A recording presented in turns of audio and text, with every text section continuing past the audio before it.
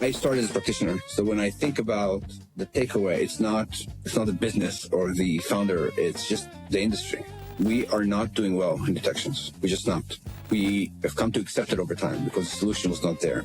We need to expect more from ourselves and from our tools to deliver what they were promised to deliver. We need to expect more from our tools, and the tools needs to deliver the outcome, in our case, detection, for us to be where we need to be in the industry. Let's expect more from the tools to be able to deliver instead of working ourselves to build intelligence after already paying for those tools.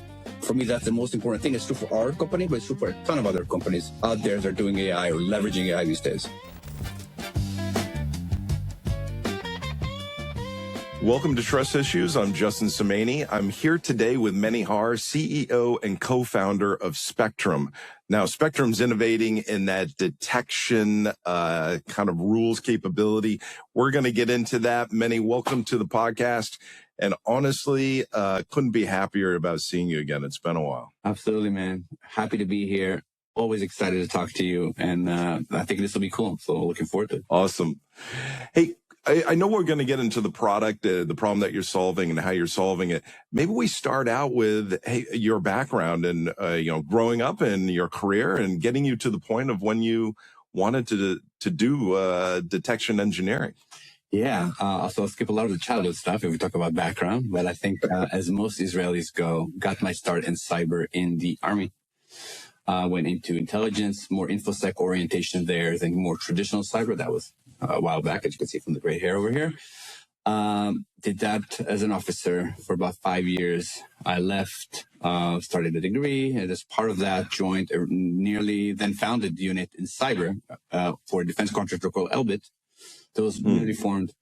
Worked there for about 3 years. There was a ton of startups got spun from that specific unit. Anything from Bridge Crew to Hexadite back in the day. There's a ton of startups that just going from there. Simplify itself started from that small group as well. So very good, very grooming nature to kind of help me find a little bit of what I'm passionate about. Spent some time through Elbit, got connected with a company in Singapore. Ended up spending some time as a CTO for a cyber center over there for a little bit over a year. And then got a reach out from the founders of Simplify to come join what was the founding of Simplify back then, and didn't take much to convince me. So I helped back into Tel Aviv, joined Simplify before there was any money, even as a first employee. And that is a journey that I think more well known to people. Spent about 8 years there, moved to New York as part of that process. Met my wife here, settled down here, and really started with myself and left Simplify as the chief product, basically at the end of the road when Google acquired. And at the acquisition, for me, Google is not quite my culture fit. So left. That's kind of got introduced to you at that point, and founded Opus. Simplify was meant to talk about or dealt with the response side of things. I have all these alerts. I have to figure out what to do with them. How can I automate them? The workflow, all the stuff that entails. And then as Opus really started to think about the step before, how can I prevent things? How can I make sure things are actually prevented in a time where detection is not needed? What I found is that it's not really possible in scale for organizations, at least today. But we ran with that for about 3 years. And that got picked up by Orca about 11 months ago. And at that point, I want to take a break. Took a break. The idea was to take a year. I was like 11, 12 years straight of early stage startup. That was a lot for me. The deal was to take a year off. I got in about 3 or 4 months off before I got a call from a friend I knew from before, Nir Polak, who is the founder CEO of Exabeam, was in a studio called White Rabbit, incubating a company, really dealing with the detection side of things. That was really important to me because even in Simplify and something before, it really became apparent we're dealing a lot with the response side. I have all these alerts that do it, but normally I'm really asking the questions, are the alerts we're getting what we're supposed to get? How confident are we even that the alerts that we're getting into the stock are what are going to actually protect us? This is really hard. And the answer is, and we've really investigated deeply now, it's a really hard thing to track from every perspective. We'll talk more about it. But I think for me, it was very a natural evolution to go from looking at the response to going a little bit back, almost shifting left into thinking about what triggers those alerts. And that was fit me very well. I think it really is the future. And I think there's so much potential with AI now. And that for me captured it pretty quickly. So you've been through this rodeo before, and I've watched from afar, watching founders kind of go through that process of starting from nothing and getting it somewhere. And it is a journey. I mean, there's a lot of what I would call natural resistance, raising a fund, getting that first customer, design partners, et cetera. What are some of the things that maybe you took as lessons learned over the past 10 years or whatever time frame it is that brings you into the next venture? Because I'm sure I hear the same thing from every founder. It's like, you kind of learn and progress. It's a learn on the job kind of job, right? And you never learn until you actually do it. And I think definitely learn from Simplify. I definitely learned a lot from Opus. Opus was not the best of all of companies, and was really a learning experience for me. I think the number one thing to go for is really make sure that the problem you're trying to solve is there. The people are excited about it, not just okay or being a favorite to listen to you and maybe want to play around with the product, but there's actual problem, a real pain there they're willing to pay for. And that hurdle of going from this is cool to this is a problem I want to solve and here's a budget for it is a huge gap. It sounds very small, but in practice, it's a huge gap. It's the difference between spending a lot of cycles and getting nowhere to actually be able to deliver value and deliver a company. In a sense, it's part of that. I think that's a really important piece, because even when I, was an advisor, et cetera, it might not have been clear of, hey, I think it's exciting. Wow, I'd love to play with it, using your words, but is this above the waterline of my budget? Or is it below the waterline, using that as an example? How do you figure that out in those early calls or in any call? So I think so a lot of the calls, almost any call, if you go something, you show something cool, it'll be like, oh, this is really cool. Let me get my team to watch it. That's almost very common. But a real problem will come in. When can we get this deployed? When? Can we talk about deployment next week? How does that look like? What do we need to do? What does the contract look like? If that conversation transitions from the other side, from the customer side, then we have a real problem. When it's not about, I need to convince you to deploy to show you value. It is, I have to have this value. When can I get it? And that notion, and we see it now in Spectrum very clearly, is the whole difference. I think it's kind of the main learning experience that I've had over the years. Yeah.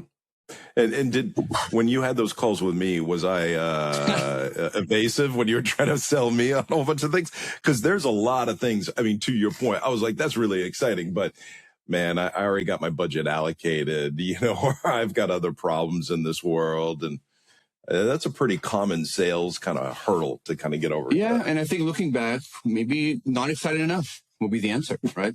Brutal answer, but we need to be honest, right? So I don't think I'm excited enough. And I think that type of answer today will scare me. Yeah. You want to see the fire. And if you might not necessarily see it, if you don't have the problem set right. Yeah, and I think everybody's personality is a little bit different that you're selling to. So some are going to be very explicit, and maybe a whole bunch are going to be, just smiles and grins. But it's nothing's ever going to happen with it. Kind of motion, I'm sure. But going through those journeys, how does that feel as a founder? And is it wake up every day excited, or wake up every day going, oh God, another no, another day in the slog, or a mixture between the two? So I think it's almost like a journey you go internally. And I think the more you get no's, the more you get yeses too. It's part of that. The less you become, I would say, troubled or hung up on the no's, because the no's are part of the journey. If you can't get a no, you shouldn't do this job. It's just the reality. It's not because we're special. I just think it really is part of the journey. There's no way every investor will say yes and every customer will say yes. And if you can't, not enough to just accept it, but also not be defensive about it. It's just the reality of things. And I think the more you go through it, the more that's kind of what the seasoning means. It's almost like the army. You do enough training. At some point, the combat is very natural. And I think that's kind of how I see it. And as the more experience, the more scars, the less you kind of see. Even the good things are not as good as you think it is. The bad things are really not as bad as you think it is. If you stay in your center, in your belief, in your vision, you're going to be okay. And I think that's what I try to stick to. And I ask these questions because, the founder journey is always interesting to me. Of course, there's a reason why I'm not a founder, because holy crap, that's a lot of work. That's a lot of work. I'm very appreciative of it. But I think that, if there was a message back to those first time founders, because you've been through it, kind of all, I mean, sure, there's a lot of things, but how do you really just have that perseverance? How do you make sure, really make sure what you're working on is going to resonate? And what are those hallmarks of figuring that out? And then, of course, there's a million other things else down the line, but you're going to commit a significant amount of your time to this effort. You got to really make sure it's what you want, right?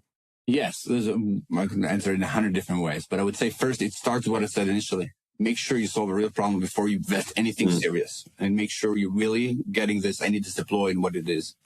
Secondly, and no is a good thing. Someone saying this is not a problem, someone saying this is not something I want to deal with, is a good thing for you. It's feedback that you're wasting your time, and you maybe either need to rethink what you're doing or approach it differently, or you need a different solution. And this is part of the journey. If you don't get a no, if you're only saying these yes, you're not going to get to where you need to be, because there's no way you're always in the yes position, right? There's no way. So, and no is actually good. You want no as much as possible, because every no helps align you to what the right positioning is. And thirdly, raising money is not always the best solution. If you raise money and you're not sure what you're doing, that might not actually be in your benefit. It seems like the investor's doing a lot. He's putting money in, right? But it's really not. Yeah. You're putting a lot more. You're putting your life in. That's right. Your life force is worth a lot more. So just make sure that you commit to the journey when you understand there's real conviction on your side. There's a solving a real problem, and you can make a real company out of it. If you're not, the money might be hurtful to you, not just helpful. It's interesting because somebody told me years ago, I was thinking about getting on a board, and he ran HR teams for a long time, and he was like, listen, it's a marriage. It's a marriage. You really need to make sure you like these people. Are you going to be able to argue with them safely? Respect them at the end of the day. Hey, we fight, but then we're going to go to the bar and have a drink kind of mode. That raising money, you're not only you're committing 5 to 10, 15, maybe your entire life to this one problem solution set. So are you really passionate about it? But when you're going for those VCs, actually, I'm going to ask, when you went through that process of raising money, you must have hit a whole bunch of different personality types on the VC side. What was that journey like? Was it easy, hard? It's very different. So basically, I didn't have experience with that before. So almost I need to learn the personas that are VCs that are very wide and different. I mean, there's some amazing ones, right? Yes. I was fortunate to work with some of them. So I can't complain at all. Yeah. And I would say at the end of the day, there's 2 things I kind of believe in. The 3, maybe, if you want to do it. A, there needs to be chemistry. At the end of the day, it needs to be chemistry. Chemistry is almost a Boolean. It's a yes or no. You feel chemistry, and if you don't, that's probably going to be a friction you're going to carry with you for a while. 2, I think there's a real difference between have they been in your shoes or not. I think that makes it a lot of difference to understand really what's going to be more helpful to you. And every founder is his own person. Everyone has his own weaknesses and strengths, gets along with other people. So that really makes it important. And 3, they have pockets. That's also important. That's almost a factual thing. A pocket, and what does that mean? What could actually come with this and support it down the line? I think those are the 3 things I've learned to look for. But it's the journey. I'm not sure I knew all of that coming in. But I was fortunate, as I said, to work with the right people. So it's actually Well, I mean, to your point, and Aaron Levy told me this when I worked for him, and I was having conversations about doing a startup. He was like, you just got to do it.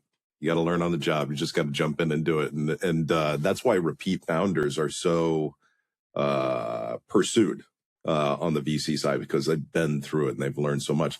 So anyway, so there you are. You were going to take a year off. You were blackmailed into doing this, evidently.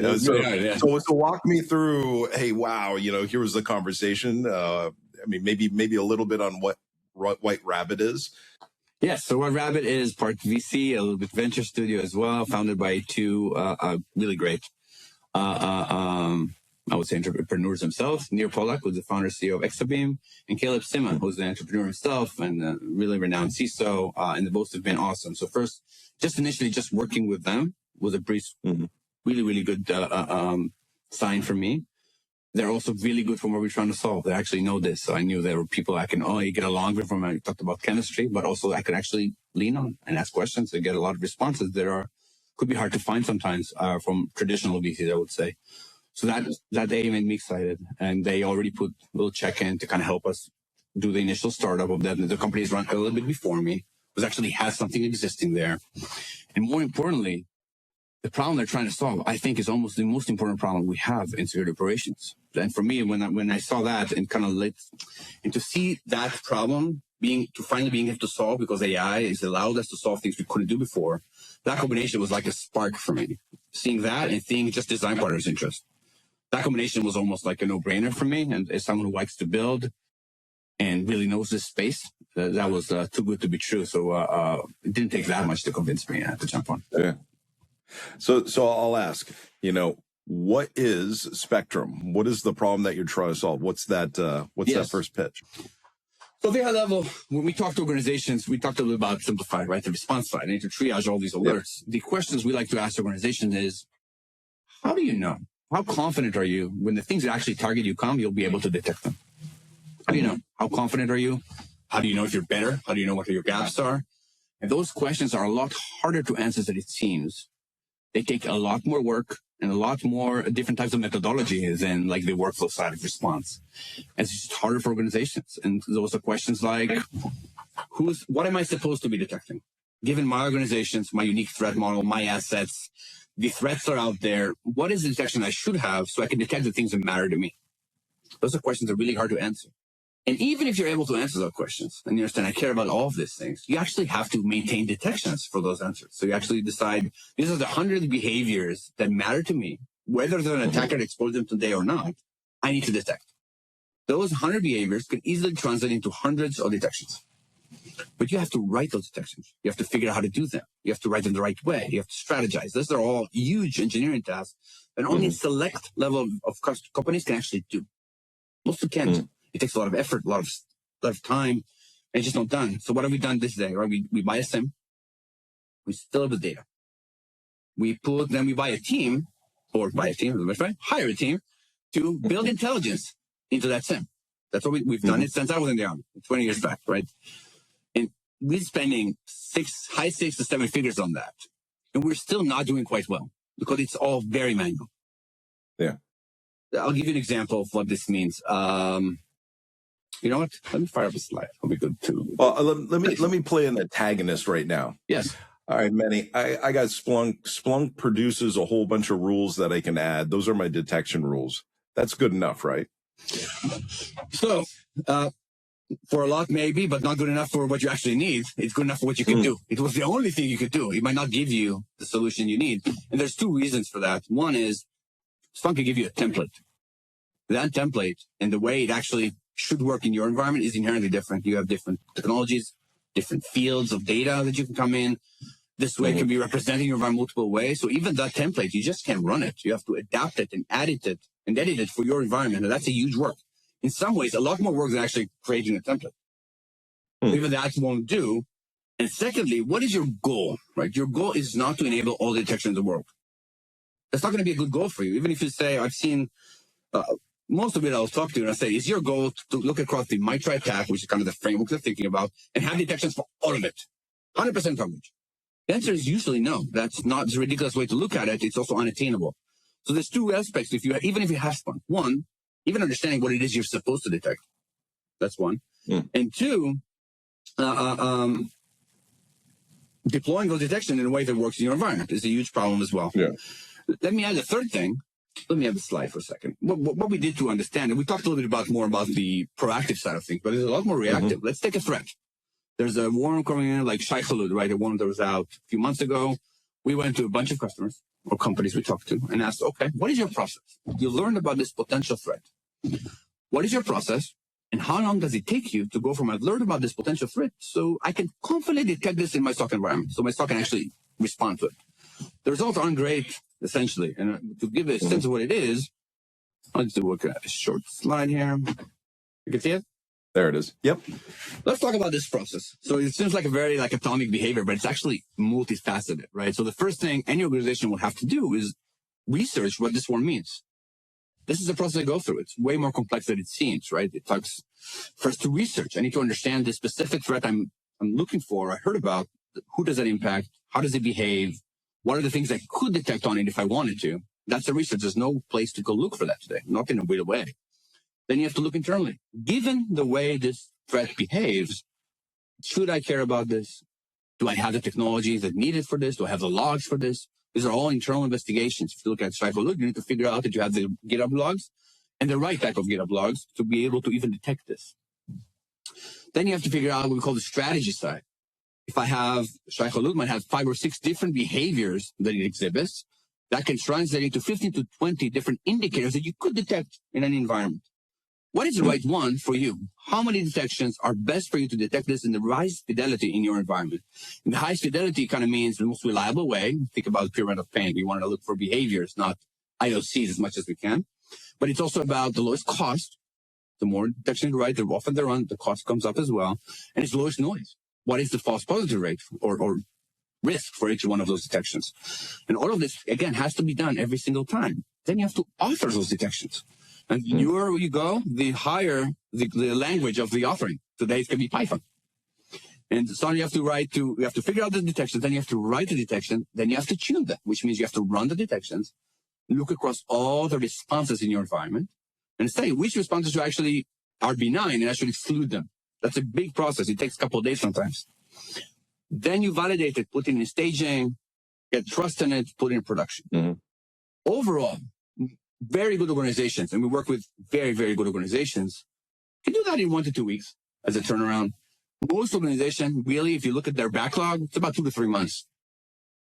So from hearing about something you need or a detection gap you have to closing it, we are taking anywhere between 2 weeks to 12 weeks to close it. That is untenable for us as an industry. Just realistically, as a security practitioner, just untenable. And the interesting part, it actually doesn't end here, right? This is a little stuff. And what happens is you deploy these detections. Monday after a weekend, one other team deployed GitLab in your environment. Suddenly, the threat you thought you were detecting, you're no longer detecting it because you're missing a detection that wasn't there last week. Suddenly you're exposed again. You might not even know it. And if you even know it, you need to repeat a lot of the same steps again. So what happens is you are doing all of this work for one particular threat. And probably organizations should and want to look at hundreds, whether it's a threat or whether it's even a scenario they care about as an organization from a risk perspective. Yeah, I mean, because I think that even from the intelligence feeds on IOCs and other things that come out on an annual basis, I mean, you've got hundreds, if not many more, new signatures or IOCs that you need to write. Is that a fair statement, or am I maybe misremembering? So I think there's almost like the reactive versus proactive aspect here. That the more mature you become, the more you ask yourself, not really what's out there I should be detecting, what are actors doing today, but given my organization, what I care about. What should I be detecting? Because those are what my risk model is. This is what I care about as a business. And if you do that well, then it actually doesn't matter what actors are doing, because anything, the behavior that should risk you or create risk for you, you should be detecting. But that is even a harder job. That even takes longer. And that is what, for us at Spectrum, giving you this ability to react really quickly to threats or emerging threats are really important. But just as important is to help articulate your threat model and push you in the direction of proactively detecting what you care about, even if the threat is not necessarily there, because that is really the goal every organization should get to. And we want to get every organization to the best possible detection posture you can have. Do you think, I mean, what is your point of view on existing companies today, their environment? And I'm asking you a general question. It's a little bit challenging, but what maybe percentage are they missing because they haven't fine-tuned, or they're getting false positive kind of alerts because they haven't fine-tuned, or they just don't have those specific rules in place today? It's kind of a generic question, right? But yes, let me see if I can answer it in a different way. So I would say when we talk to organizations who's trying to cope with the situation, they typically take one of two arms. One is they say, okay, I know it's going to really be hard to maintain all this posture. I can't have 1,000 rules out there. So they are really measured with the detections they have. So that makes them take a huge amount of time, months, to roll out a new detection because they want to make sure everything is to the dot and they can detect it. They write some testing for it and it's great. And that allows them to have really good detections for a portion of the environment, but not nearly what they need. And that becomes the backlog. The time it takes to create a new one is huge. So they don't typically have the coverage they would need. And that's a huge gap for them. The other type of company, it kind of relates a little bit to what we saw or what you talked about before. They think about, I want to detect everything under the sun. So I'm going to take all the default templates I can, and I'm going to turn them on. So they can have, we went to an organization, have 1,200 different detections running. Yeah. But what they can't do when they do it is maintain them. So what happens is they run all these detections. You can't possibly validate 1,200 detections every all the time. So they pick randomly a few detections a week to try to validate it. That's not enough. So we have one organization where we deployed, and 48% of the detections they had failed. It was just failing. And it was failing in a way that it's silent. There's no error that talks about, hey, this is not working, go fix it. It's failure. And the failures can sometimes be very deep. They're not there because a log is gone or because the syntax is, but we checked those too, but the system is broken. No, it's because somewhere along the line, the scheme of your data changed. So the field was from field X to field Y because of vendor change, because of your own data engineering needs, whatever it is. Your detection rule didn't update. That happens pretty commonly. And so it's broken. It will never fire, even if it happens. So if either you decide to be very measured, make sure everything is working to the dot and have limited coverage or at least limited as far as you can have it, or you put everything under the sun, can't maintain it, and then you might have false confidence in what you can detect. Yeah. And both of them are not putting us in a great place. We need to combine it. We need to give you the coverage you need with the fidelity and confidence that it's actually going to work. So maybe I'm overthinking it, but when I think of detection, I think of more of what is the signature? And then outside of that is the collection of signatures that really represents a type of attack, like insert correlation or some logic to say if A, B, and C, not D, then Y is effectively what you're looking at. When you talk about detection and engineering, are you talking about one of those or all of those? All. So let's think about what could be challenging with detection engineering. So what is your framework of reference today? So it's more of like run books as well. You're creating to an extent. Yes, let's talk about that. I think run books is, maybe it's simplifying it a little bit, but I think there's a lot of think about the detection engineering process, what it means to automate it. But we'll maybe talk about it for a second. But I think let's talk about what the frame of reference is today, right? There's basically what typically organizations use our MITRE ATT&CK framework. Right? MITRE ATT&CK framework talks about the set of behaviors organization or attackers are using across the different kill chain steps, right? And let's say there is a step called exfiltration of data. I don't remember the actual MITRE ATT&CK, but let's say the way this step represents in your organization is vastly different between organizations. Making that's the lowest denominator we have. Making that actionable to your environment, there's a huge gap there. That goes between this behavior to what does it mean in my environment, in my logs, for my risk. That is the whole thing. So we think about data actually creation from storage. It could be a database. It could be an S3 bucket. It could be a whole slew of things that you might have. And taking that step and reflecting it to what it means for your organization is A, not easy. B, it takes a lot of context and understanding. It takes reasoning. You couldn't do that without AI. We just couldn't. And I think that's one of the big things we want to ensure is kind of understanding what is your risk model, what are the things you should detect from, and then inferring how does that actually represent it in my own environment in a way that can A, be reliable, can scale, and then can be automated. Yeah. So what does an integration look like? Yeah, assume I'm a potential customer. Is it like 50 days worth of work? It's like 2 seconds and an idiot like me can put it in place. I mean, what are we talking about here? It's actually pretty simple because a lot of the stuff is done by the agent. So yeah, I could put it in place is what you're saying. Yeah, that's 100%. Thanks, I appreciate it. Yeah. So it's pretty simple because at the end of the day, we get 90% of the value for customers for just plugging into your SIM. And at the same time, looking at our own AI services at the backend. That's enough to get most of the value. That being said, you can add value and say, can we make it more tailored? And the way we do it is we actually give our agents tools to interact with your environment to learn more. It could be anything from connecting to your Wiz to learn about what is critical to you, so you can think about more protection. It could be even stuff like Glean that talks about your data as an organization, so we can query. And it comes in two ways where you can kind of help be helpful. One is around helping tailoring your coverage and thinking about the detection you should have. And two is the way as you author detections, interact with your own environmental context to make better detection. So if you think about, I want to detect every time a bucket gets unencrypted. If I just do this at scale, I just write the detection, it's going to be super noisy. But if I say, no, let's go to Wiz, bring all the buckets with PII or critical buckets, and only write the detection to match to your critical PII buckets, that's a much lower volume and much smarter for you, right? So the more context we get, the better and better our detections will have. And when you have feedback for us, because you can also interact with us, we will learn from that feedback and be better and better over time. We'll know your environment very well and be able to craft the right detections for you in a way that you will find reliable. And that's kind of what our customers have seen.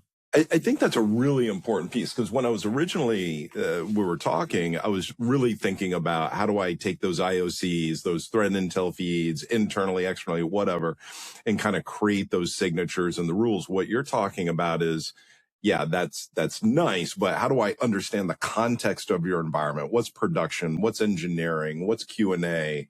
What's my test workstation, which really doesn't matter? What is the context and environment of assets across the across my landscape, and then apply that to it? And so in there, I would assume you're able to say, hey, you've got a couple of production machines. We're not seeing any traffic from them, as well as, hey, the technologies that you have, these signature or these rules, these detections don't apply. They need to be customized. Or you've got customized services at layer 7, the application level, where you don't have those logs at all. Am I thinking correctly about this? So think about it as a way a human will. That's how we think about it. That's how we train the agents, right? So think about a human would say, I want to detect this. Is my mindset, how likely is this to be noisy? This is probably a noisy activity. And conceptually, adding a bucket in the AWS is a noisy activity. If I do that every time, so then the agent will start thinking, okay, how can I reduce that noise to get the same fidelity that things actually matter? Then we'll think, okay, where can I get that context? And we'll start asking questions, different tool sets across the organization to get more and more context to build the best detection from those coverage and fidelity. And the way they think, again, like a human as well, we think about this pyramid of pain, right? So we think about an IOC detection. That's typically not the best detection, right? We have to think about whether this detection is attack and control or not. Attack and control means like an IP can change tomorrow. File name can change tomorrow. But the behavior it takes, the use of an API in specific AWS or whatever it is, that is more behavioral. This is more kind of the way he does things, not the actual indicator itself. That's actually much better, typically, detection. So aside from when you start thinking about detections, part of the process is to kind of think about all the different ways you can detect this, and then choose the one that can give you the lower noise, but also one that are much harder for a target to change, and therefore more likely to fire if the time is real. So going back to that integration question, so not just integrating with your SIM, but integrating with possibly your entire security and IT tool set for that visibility and contextual understanding, pulls back that data from implementation day 0 or minute 0. How long does that contextual comprehension take to then be able to give guidance or make changes to those detections in your SIM? What does that look like? So most of the time, we do just the SIM integration itself, because we explore the data and we have a lot of agents just running through your data, inventorying and understanding it, is enough for 90% of everything we talked about. The 5% extra is connecting more and more tools. And here, it's a process like any company, especially a young company, will add more and more integrations. The thing that is nice today, this is my third integrative company, Simplify with integrative, Opus integrative. It's actually a lot easier to do integrations today because everything is either as MCP or some easy MPI, and AI can do that for you. So our pace of any integrations is way higher today. But really important to me, again, one of the things I learned over this, you need to make sure the value is really quick and frictionless for organizations. And therefore, we did the absolute maximum to make sure you can bring out most of the value was connected strictly to your SIM and to our own services. And that's how customers found it. That makes a lot of sense. And so, going back to the question, is it like a day? Because you've got if you're connecting into the SIM, giving it that 90% value, let's say I've got 10 terabytes of data in my SIM. It's an elastic local or whatever. It doesn't really matter. There's processing time, I assume, needs to understand. How long does that take? And is that done remotely, like in a SaaS service, or is it localized? So let's divide the question. So no more than a day to get this thing done. What you'll get in under a day are 3 things we could do. 1, a clear picture of your coverage. What's your coverage now? What are your gaps? What do we think we should do next? in a way that's reported across all the frameworks. So that's something that's typically missing in recommendations today. So that's number one, quick understanding, snapshot of what your coverage is, what you should get. Number two, health, assessment of all the detections, what works, what not. We can prove it. We can fix it for you. We can do the whole process of actually making sure what you do there. All this will be done. And three, detection engineering itself, the automation of authoring, and that can come from multiple ways. Most organizations we come to, they kind of have some initial understanding of what their gaps are in detection. Whether it comes from a backlog, whether it comes from threats they wanted to cover and didn't know, and whether it comes from a red team report, right? So we can take all of those indicators. It could be any of them, like a red team report. We can take it in, ingest it. You can start a new, think about like an LLM, like you call it ChatGPT. Talk about your red team report. The system will scan your red team report, understand the gaps, and build out the missing detections you have to fully detect what the red team report meant. So you're able to get the coverage snapshot, the health snapshot, and then take any activity you have in your backlog and be able to author it completely within less than an hour, typically. And I think that gives you a very, very clear understanding of, hey, these are gaps. Here's the proof that we can actually really expedite your detection engineering process. Some organizations call it time to coverage. Others will call it exposure window. Like if I know I'm exposed, how long it takes to detect it. And also get confidence in your health to make sure everything works. And I think that brings detection. It really rethinks what detection is. If I can understand what you need to detect, if I can author that for you, or at least with you, and I can validate it for you, you can be a lot smarter and be a lot more confident in what you're able to detect. And that's what the industry needs, really. And I would assume you would have a dramatic reduction in false positives. You'd have a dramatic, this is really a question, a reduction of alerts, the volume of alerts, because you're being a lot more refined. Where you're at in this process, with your existing customers today, are there any data points across them to say, hey, we see a reduction of X, Y, and Z, or a confidence of A, B, and C?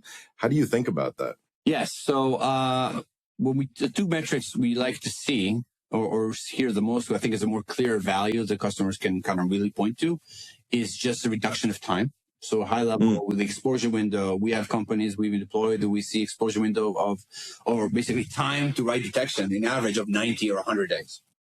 We can cut that down to 30 minutes. We can prove it. Or the time is health. How many of the rules actually work versus how many are there?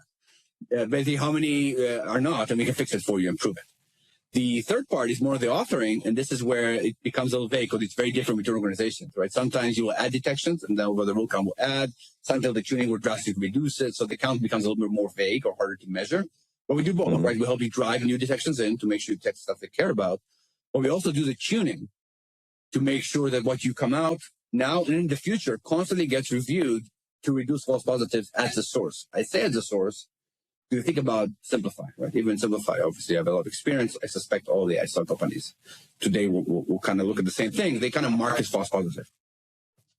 When you mark as false positive, typically, and I'm sure there's outliers, but typically in Simplify, I would say for certainty, when you mark it positive, it's just marked as false positive. It just stays there. And at the end of the day, it just basically mutes the alerts so you don't see it. But what if you could plug it back into your detection and just clean up the detection right there? So when the SOC finds something that is false positive, we can take that back and eliminate it so it never actually pops up again. And that feedback loop between us and the SOC makes it very powerful as well. That's what over time will drastically reduce the noise because we can understand what works and what doesn't. And we can make sure when something marks as false positive, it doesn't end as just marks as false positive. It actually conveys into learning more and more about your behavior and tuning your detections in a way that kind of makes it less noisy and improves over time. So I assume from a technology standpoint, it's not just an LM. You've got a couple of other components in here, and I'm making an assumption, like a simple workflow analysis to kind of support the process. You've got maybe a graph database for relationships of objects. Am I in the right place in regards to how it's architected? Yes, and I think AI architecture today is actually still an emerging field in a sense. So we're in the cutting edge, trying to do the best we can in kind of making it effective. I would say high level the first thing you need to have is have the expertise internally. And I think we have a research team that's active and looking at everything detection engineering all the time. We're led by Dylan Williams, who's my co-founder, who's pretty active. So I encourage everyone to follow him over at LinkedIn. And I would say the way to typically work with LLMs is to kind of take the job. Detection engineering job is pretty big. We just talked through here, like 15 different in areas of expertise, and really try segmenting them into very specialized LLMs. So it's not one LLM, it might be 20 LLM queries, all chained up together, all very specific to the job it needs to do and very carefully tuned for every specific environment, for every specific action, and for every specific sim, in a sense. Wait, you said a specific environment. You mean a customer's environment or something else? Sometimes it's the customer's environment, for sure. Oh, wow. So some LMs are fine-tuned and really only usable for that one particular customer. Take an example where I learned something about your environment as part of working on you. You gave me feedback. Yeah. I want to make sure that when you give me this feedback, it becomes something practical. So the next time I write the detection, we can take into account your feedback. That means we have to create this sort of memory. That memory comes into account whenever the agent takes into place, or one of the agents takes into place, to make sure we start learning about your environment. The idea is not just necessarily to fix everything they want or learn everything they want, even though we do most. It is about when we miss, make sure we learn from it and continue forward. Yeah. Yeah, no, I was thinking about, hey, I'm taking those learnings and then driving back to the LM like a fine tuning, which makes that LM kind of useless for any other company. Does that make sense? Yeah, and we'll get there as well. I think that's one of our goals in the longer term, and I think it's probably what everyone should do, if nothing for a cost perspective. So, where does this go? In regards to this space, because it seems like I'll back up a bit. The SOC environment as it stands today is pretty fractured from a tooling perspective. You've got your SIM, you've got your SOAR, you've got maybe a case management solution. Now we have add-ons for, tier 1 and tier 2 SOC analyst workflow management. I'm sure we've got some, the Matigas of the world, and now detection engineering, and kind of taking a step back from your vantage point. Do you think that we'll see a healthy convergence at some point in the future to simplify the stack, if you will, for the SOC, or will we always have a fractured kind of space? It's hard to say. I think there's so many players in so many fields. It's hard for me to answer. I think there's probably going to be some convergence. And when you think of what the central point of that, I'm obviously biased, but I believe detection is that point of conversion, because that is really the center. Detection determines the data you need. Detection determines what the response of the SOC is going to get, and the feedback loops from there. So in a sense, we really think of detection in the center of what this should be. But obviously I'm biased, so take it at face value. I would say one of the things I would also think about, what we hear from customers, what we hear from conversations early on, is that we want to help organizations really drive their SIM. Make sure we help them figure out what detection they need, author the detection, drive that. By doing that, what we hear at least is that it becomes less than critical for organizations where the data actually resides. Because if I can do the authoring, I can just as do it on your Databricks, data lake environment that I can on your Splunk. And that becomes a question of maybe this is an opportunity to modernize the stack a little bit. And by doing that, maybe save your some money as a process. Right? Yeah. And I think the future really, so when we think about SIM, right, Secure Information Event Management, it's meant for storage. And I think what we might see in the industry is a little bit of a decoupling between the storages that are getting commoditized, you see them all around, right? And the detection brain that detects on top of all of them. I would love for a CISO like yourself to be able to not look at Splunk and say, okay, I'm going to go to all the data vendors. I'm going to look at the best deal for me. We'll get us the best deal for storage. I'm going to hand it off to a tool like Spectrum or competitors, whatever it is, and he's going to detect on top of whatever data deal I got. Eliminate the need to kind of tightly couple into one data environment, kind of be locked into it. And I think that might be the future. When I think about what the next SIM might be, it might not even be a SIM the way we think about it. It might just be detection. So going back to your design partner and customers, is there like an interesting story or something that was like, wow, I didn't expect that. I thought A and then X, Y, and Z came about. So I think for me, there's two things, especially coming from the response side. And maybe we repeated them again, but it should surprise me. So it's worth repeating. I was surprised in how we're still kind of not great at this. And I say, obviously, surprising me very much, right? Yeah. How is it this hard to really detect what you need? And it's so much harder than I thought it would be coming into this. We're looking actually what customers are going through. And it is so much of a harder problem to solve than what Simplify was, in a sense. We looked through the process before, right? There's so many methodologies there. There's research. There's understanding the environment. There is Python. There's so many types of areas that a detection engineer needs to learn and be expert in. And the time it takes them is just not tenable. And I think I was just very surprised and very much reinvigorated to do with this company because just where the industry is. And I think there's a lot to be done that we could finally do and couldn't do before. And I think that surprised me for sure. A second is just the concept of detection failures. The idea that a lot of organizations will think about, hey, I have this great detection and everything is working. But if you actually look, there's not a single environment we deployed where we didn't find failures that they didn't know about. So even when we do that work, the level of confidence organizations have in that detection is still not high. And we've invested 20 years in this. So this is exactly what the SIEM was built to solve. With 20 years in this, we invest hundreds of thousands, if not millions, in this problem. And we're still not where we want to be. And I think for me, that kind of took me by surprise. I think there's so much more we could give organizations to be better at it. That for me, that's kind of why I want the company, why I believe in it, why I think about before, if you connect to the early conversation around what do people need. It's so much clearer here that for me, it's almost, it truly took me by surprise. I mean, it's interesting because I'm not necessarily surprised that there's a problem out there in a material way. I mean, imagine, the data set that security teams have to go through is probably one of the largest in any company on the SIM side. You've got a whole bunch of different technologies up and down the stack and horizontally that you have to collect from physical assets, IoT devices, all the way to layer 7, all the way down to the networking layer. So the breadth and depth of the signals that you need to collect is pretty significant. Product teams don't have to go through this much work.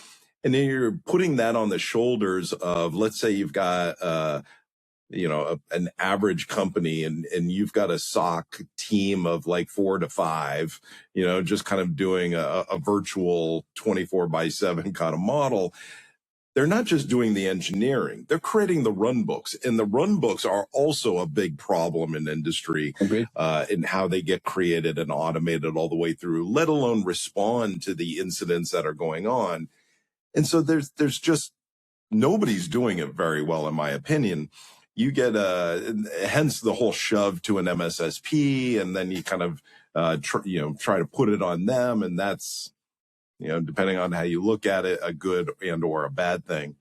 So I'm not really surprised that people aren't doing detection engineering well. I'm surprised anybody's doing detection engineering at all. I agree. And so, that world where, hey, I've got my Elastic, I got my Sumo, I've got my Splunk, and they're writing the rules, and maybe I tweak those rules that are in there.